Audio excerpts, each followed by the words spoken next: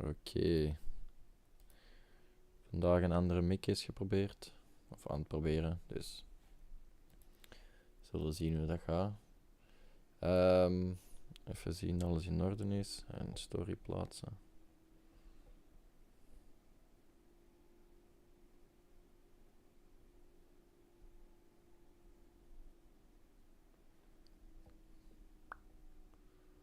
Nope, dat wil ik niet.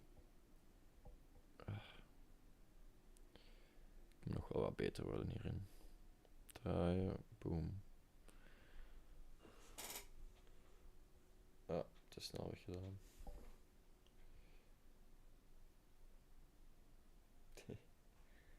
Kan ik zelfs nog.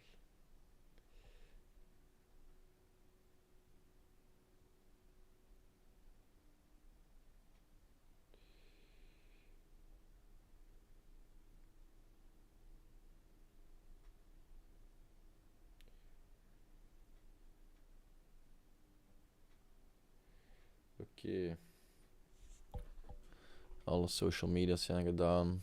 Ik ben al een minuutje bezig. Dus ik denk dat de mensen die om 9 uur er gaan zijn, er wel zullen zijn ongeveer. Even zien hoe het eruit ziet. Oké. Looks a bit more clean. Ik ben ook te horen precies. Oké, kunnen we aan de episode beginnen, hè? So, welcome everybody. Today it's time for Shodcast episode 3. We're getting through these ones. I'm thinking about doing these weekly or keeping these on the weekly, but maybe I also start doing the podcast again, the longer format, but then individually with people when they have the time and not on a specific date. I think it's easier that way. So maybe I'll start it in the near future. Also still thinking about the Tough Thinkers. I want to start that.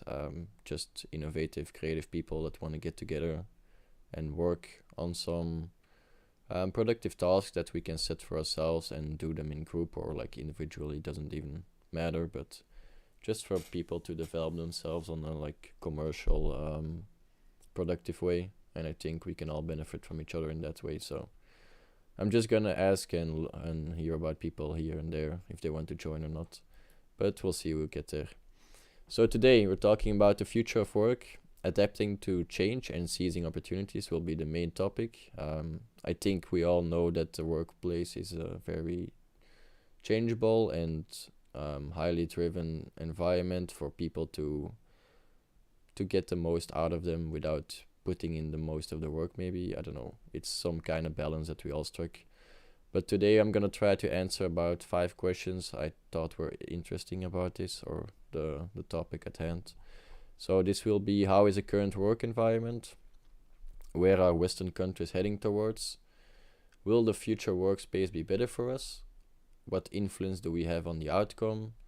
And why should we care about any of this? I think maybe all episodes should have such a ending question, because maybe I can see relevance in some things that people don't see, or people can say, oh, but that doesn't even matter or is not relevant. So it allows more for an interaction, I think. So first question: how is the current work environment? I think today most of us work 9-to-5 jobs, and we spend significant amount of time commuting towards these jobs and on the job taking breaks during the workday itself. But recently, after the COVID-19 pandemic, I think we all learned the importance of time management, especially how we can work more efficiently, because there is less oversight on us and less direct contact with us. So it's now more about doing work efficiently on our own and looking like we can handle all the work in the given time. So working from home has become more prevalent. We all sit at home more, we do more homework. We have to be more productive in our home area, in our comfort area. But this also gives us more flexibility in our work-life balance. So with the added side note that we have to be able to be productive in our comfort zone, we now have the flexibility to hop in and out of this work-life balance more easily. without having to commute or without taking a fixed time of amount for a lunch break or a body break, whatever. Um, this does not apply for everyone. A lot of people still work within the traditional workplace environment. This requires them to be physically present, have tighter break times and less flexibility. So obviously, like how it was before the COVID-19 pandemic for most of us. But it's important to note that even though it might not look like it, every industry has adapted somehow in some way or form to what's happening. Because if some areas do evolve and be more flexible, other areas will likely take notice and say, hey, we also want these kind of flexibilities if possible. So I think all industries and all areas have evolved a bit, maybe not to the extent everybody wants, but I think there's one clear thing or overarching point that is being made here, or a shift, and that is the shift in focus from working a set amount of hours to being productive and achieving the task at hand. So it's not anymore about putting in the hours, it's more about the end result and being able to productively work towards a goal, maybe in a longer term, but with different spacing of time spent on it.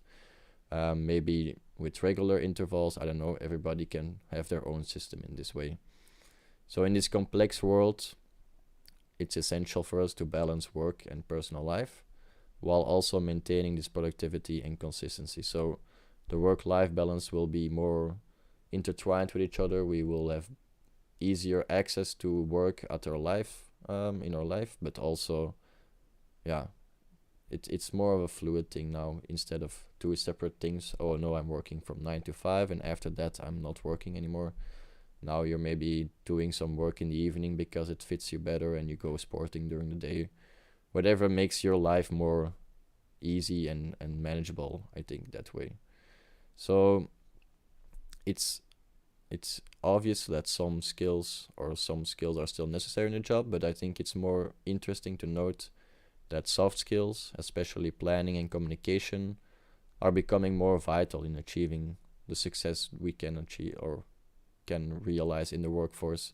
It's more important for us to be open, communicative, and be able to accurately depict when a project will be done or when work will be done, instead of just knowing how to do it and working each day 9 to 5. The workspace has transformed to ensure that we find or that we can have these right resources or the correct resources at the available time and place of our customer or the work taker or work giver. I'm sorry. So it's more about getting everything together at the right time and making the right choice and the right action at the right moment instead of working consistently towards something. And I think prioritizing work and when to take a break is something that is more crucial nowadays, especially with burnouts and stuff. I think knowing how to achieve our goals, taking the responsible steps, and prioritize which works should be done first and which we do later, I think those are being more crucial nowadays. Okay, so for the second question, I don't know if this is very in-depth, the first one, but it's just a quick overview for me. So the second question is, where are Western countries heading towards? I believe that we will continue the current trend that we're seeing, and that is that manufacturing and production will continue to move out of the Western countries. As companies move their operations to countries with lower labor costs, I think this is an obvious one. Everybody knows that our wages are increasing, the prices are increasing, everything is getting more expensive. So for companies to have the same margins or remain positive or net positive, they will move a lot of time their actually manufacturing production sites to abroad. This means that fewer companies will manufacture or produce in our countries, which means fewer jobs in general. But those that will stay, they will have a lot of excellence and optimization within their operations. So this means that they want to reduce the operating cost for them to make the product, because let's face it, people are a pretty large portion of the cost for a company. So in order to reduce that, they will optimize the use. Also, like, people is one place, of course, but also automation and in AI. But basically, they want to optimize the company so that the operating cost for them to make the same product abroad is similar, so that it's competitive, that they don't have to import it.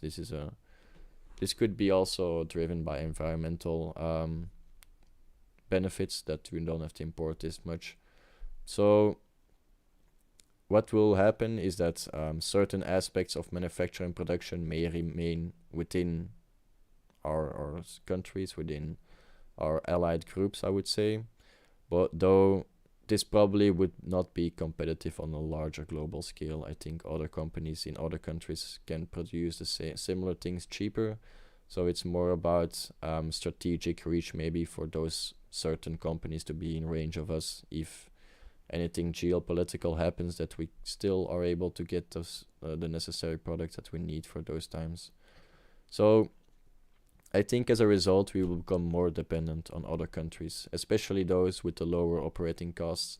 They will make our goods more cheap, and may even reach a point that we provide more money to them than they they provide to us. So right now we're delivering services. This means like the know-how, the manufacturing of the companies itself, the building of the companies. But this can also change or shift in certain time frame, because let's face it now, most of our work or most of our project work is already some kind of outsourcing towards cheaper labor cost countries. For example, if I have a project that is not too complex, most of the time we will launch it to somewhere in India or something, and they fix it for us, and then they send it back, and we can charge them the full fee, I guess. This does not happen for the whole project, but I think parts of projects are already being outsourced left and right in each company to outside or abroad. So while this is not inherently a bad thing, because we provide them money, they provide us with the goods that we need, it may result in fewer opportunities and a less prominent role for us in the future, because they are not dependent on us as much as we are on them, even though that we provide these services. But as I said, in the future it might catch up to us, because they actually have all the goods that make our stuff and that we consume. We in Belgium especially don't have a lot of things that we make. We make maybe a few things, but not really the essentials. I think that's all come from abroad. They're all from farms and mines abroad. It's not something we make ourselves in Belgium. So I think our biggest aspects of why, or what is important for us Western countries, is the quality of our work, and that we actually meet our targets in a timely manner. I think this will remain crucial, and this will be our best characteristic of our work, that we have realistic goals and a clear plan of action. It is though important to note that the situation can vary greatly between different industries, regions and countries. As I said, geopolitical factors may involve certain allied groups to remain certain manufacturing and production sites within their reach, or for environmental concerns, maybe that will be big enough one day that they are like, okay, we cannot move everything out of here because they just spit or dump everything in the ocean. This is not good or beneficial for us, so we are gonna keep tabs on it. Therefore, this, what I'm saying, might reflect a general trend, but it's definitely not a complete picture or anything like that, because the world and the global economy is way more nuanced than any one of us can ever know, I think. But anyway, third question, will the future workspace be better for us?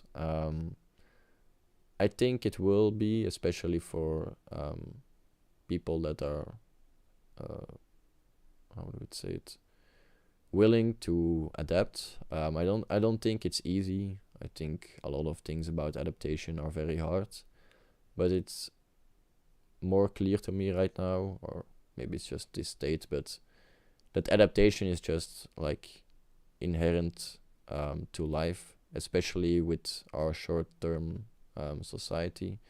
So being able to adapt, interact successfully with others, and being able to reflect what your goals and aspirations are in life, I think those are becoming increasingly important skills. This involves the soft skills I was talking about, creative thinking, and especially a structured approach to work.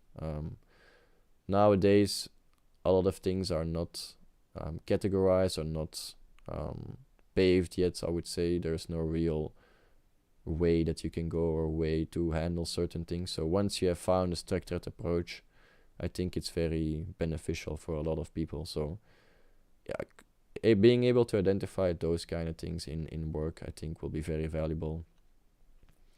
So while many people can complete tasks to a certain level, that maybe 90% is good for them, I think what differentiates other people is that they are able to achieve consistently above average results. And I guess this has a lot to do with motivation and willingness to grind, I would say. I think most of us are like, no, I don't want to say most of us. I'll speak for myself. Like, I think I was very I'm very person that wants to give up not that quick, but also not somebody that sticks to a goal very long. I think I have many goals and thoughts that pop in my head, pop out, and they all distract me from time to time. But I think being able to focus that hard and being able to be willing to go through the difficult times, I think is the ones that will stick around and prevail in the future. Like I said, unfortunately, we have such a short-term focused society. This will make it that more valuable for people that can achieve long-term goals to have the guts to stick through it. That will be way more valuable in the future, especially in a workplace environment. People that are able to deliver on these complex projects are the ones that are gonna get paid very big. And if you're the only one that can understand a certain process or a machine or something about your company that only you can know, then they can never replace you. Like, you're invaluable to them for their work, for their environment. But also realize that everybody is replaceable. You have to adapt and you have to be able to see the opportunities.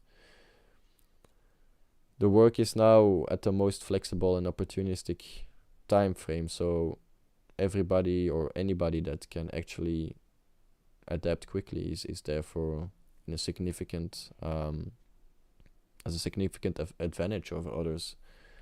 So I think being able to adapt that, and that is way more important than the raw experience somebody has experience somebody has. Wow. I think nowadays, like, people expect a lot of experiences, but it's more about being able to fit in, understand, learn quickly. There is less time to be trained and less time to process things. You have to be willing to just go with it, jump in the deep, try it out, and make your own thing of it. If you can take ownership, if you can make it your thing and you can do it the best anybody can in your way, you're golden to them, you know. Alright. I have no idea if I'm making sense or not. Maybe I'm just rambling already for 90 minutes. Okay. I'm on schedule this time. So the fourth question, what influence do we have on the outcome? I think it's obvious, this one. I think it's clear where I'm going with this talk. It's all, oh, we gotta do it ourselves, we can take control, blah blah blah. But I think it's actually true, and it sounds like memey, or how do you say it in English? I don't know. But we have to condition ourselves to believe this, otherwise we're just gonna fall into the rat race trap. Like, oh, okay, I work 9 to 5 and that's enough, and if I don't make it with that time and that job, I'm not gonna do anything else to be able to aspire or do something else I want. And like I said, that's totally fine, people. But it's just not me anymore. I think I want to be more proactive in that way, and I hope some other people around me may get influenced by this. So, while we may not be able to control the direction that society is going or what the short-term future will look like, we can already take these proactive steps to position ourselves for success. And there is no guideline. I cannot say that for you, you have to do this and then you will have that job and this will be how this will go. No, it's just being aware to your surroundings, looking what other people are doing, seeing if you can incorporate something about them. I think the lack of incorporation of AI in our current lives, daily lives right now, is very, very depictive, or how I say it, like it's a very good visual representation of how stagnant our society can be. There's so much AI going on, and we are using so little of it. It's just passing by our tips, and we don't even know how to use it. So maybe I'll be starting a video series soon to explore some AIs. I don't know. It was an idea from Matt, so it sounds kind of nice, but don't know how to do or when to do it. But it's important, I think, for us to be aware of where we're going. Where is this world heading? And how does the future work environment fit or operate within this? There is a global stage set. Things are happening. There are some geopolitical tensions. There is climate change, as always. There's all these different kind of factors that influence how the world will evolve, and I don't think anybody can really predict where it's going, but it's also important that we take notice of where we're going. What AIs can I use? What innovative techniques? How can my life be made easier? How can I help others around me? I don't know. It's just be more aware, I think, is the main general topic, I guess, for us to be. But I want to give you this analogy. So consider this garden, and I know it's always biology that I'm quoting. Yeah, it's just the one thing I know, you know. Consider this garden that is mowed sporadically, so we don't know when it's gonna be mowed next. We all have different growth rates. We all are different plants, and just think about the plants that survive. If you would do this in your own garden, what kind of plants would you look like? Would you see? It's the ones that grow fast, that are very flexible. If there is shade, they will grow in different directions. If there is sun, they will grow upwards very fast. It's always the same kind of plants that just very opportunistic, I would say. They're not the strong trees, but in this changing environment, when there is so much mowing, I don't think you can be this strong oak tree. There's no real strategic approach or way that you can do this 50 years a piece. Like, you have to be adaptive. So similar to thriving in this changing work environment, we need to cultivate this dedication and adaptability towards our environments. It's always changing. We must take the initiative and follow through the commitments. Okay, this is a bit too AI written. I'm sorry. I fixed it up with AI, but it's also sounding like I'm preaching over here. I don't even want to get this kind of vibes. But it's just how it is. We can no longer hand things to be handed to us. And instead we must chase after it. It's just nothing will be given to us. There are just growing more people in this world. The population is growing. I mean, there are just less opportunities. So if you're not chasing them, you cannot expect to come them to you. So it's the only thing I wanted to say here. And yeah, maybe the end goal is for me, especially, that it's not gonna be a traditional 9-to-5 job. Maybe I do end up somewhere else, and yeah, that's just how the plan goes. If you don't try a new strategy, you're never gonna be picked. If you're just one of the grass spreaders who grows up, and you're one of the thousands, you're never gonna be different than that, you know. You're always gonna get mowed down and just grow up, and just get mowed down and grow up and mow down. But yeah, that's not me. I don't want to be that plant, that uniform, non-changing plant.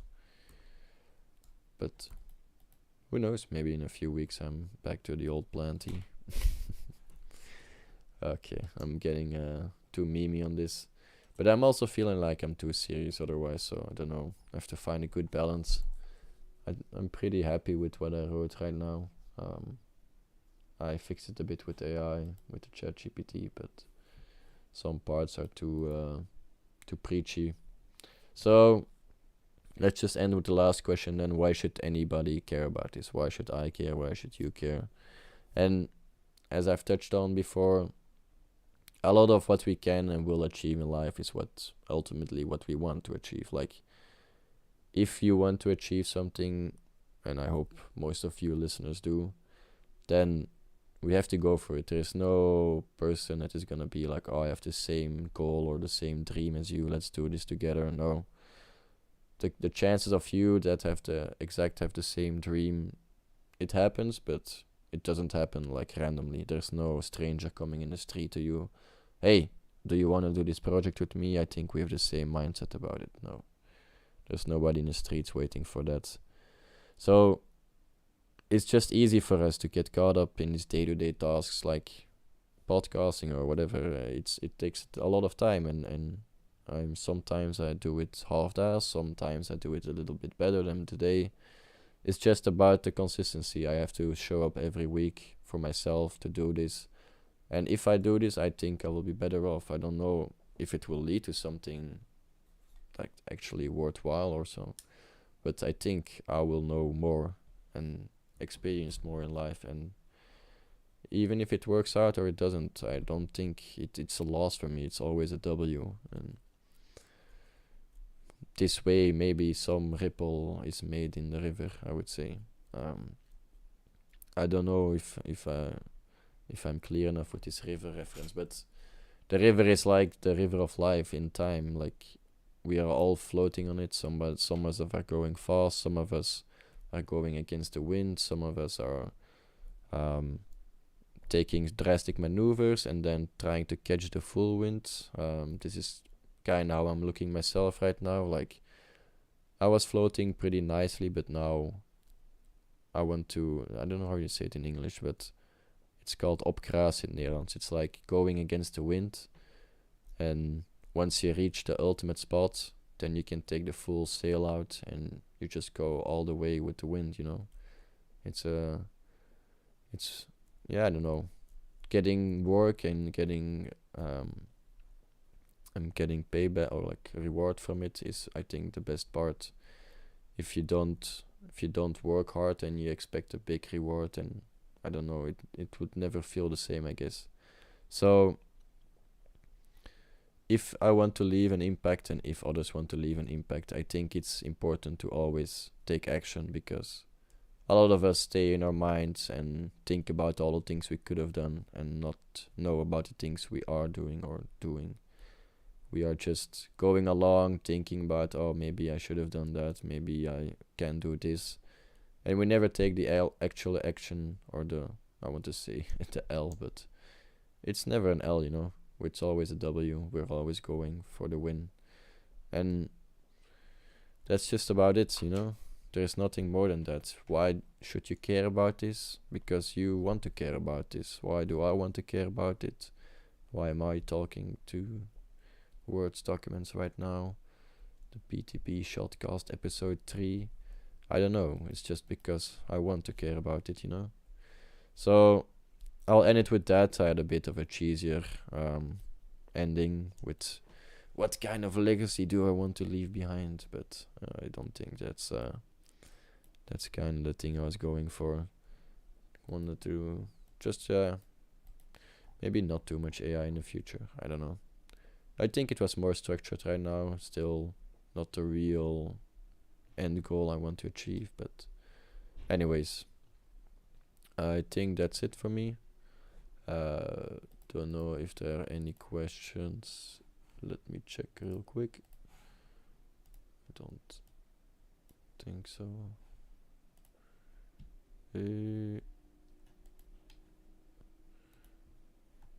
No.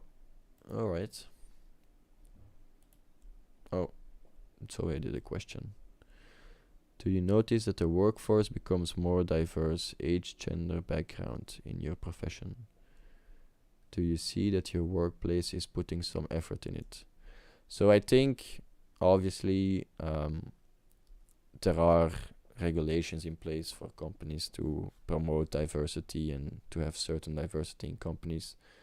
And I think inherently this is a good thing, because the way people interact with each other, the way people think is very like-minded or likewise in similar places.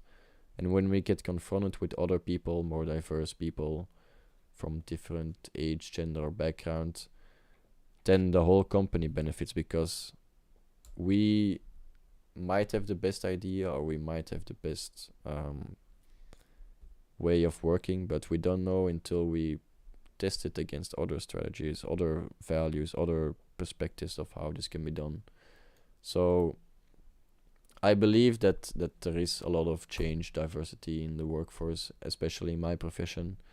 But I think this also benefits the individuals, because you can grow as a person with who you're working with. Especially, for example, in my profession, consultancy, I meet a lot of new people, and there's always something to learn from other people or other companies that I don't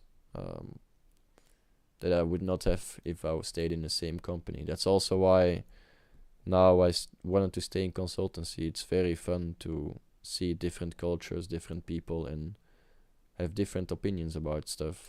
I have the most random conversations with customers of mine. So yeah, I think all workplaces are putting some effort in it. It's only beneficial, especially now in my workforce. There's not a lot of there's not an overflood of people, I would say. So there's always a lookout for new targets or people. Anyway, thank you for your question. I saw that Jesse joined briefly, but if you did not want to talk, it's okay. We can talk another moment. I think that's it for me. This was a pretty good one, I think. 30 minutes, okay. I think I stayed on target, maybe a bit too fast.